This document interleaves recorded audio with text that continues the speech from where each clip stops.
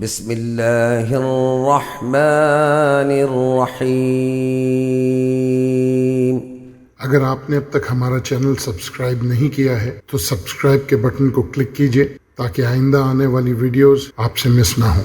If you haven't subscribed to our channel as yet, kindly press the subscription button so you don't miss any upcoming videos.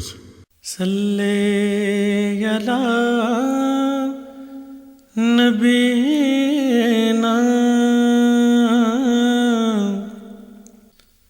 صلی علی محمد۔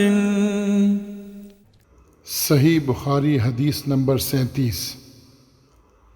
حضرت صلی اللہ علیہ وسلم نے فرمایا، جو کوئی رمضان میں ایمان رکھ کر اور ثواب کے لیے عبادت کرے اس کے اگلے گناہ بخش دیے جاتے ہیں۔ صحیح بخاری حدیث نمبر 37۔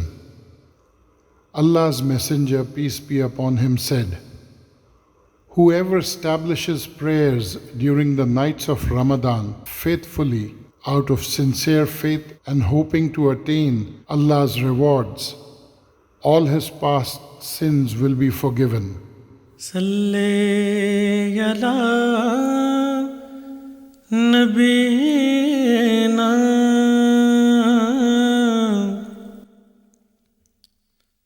صلی علی محمد۔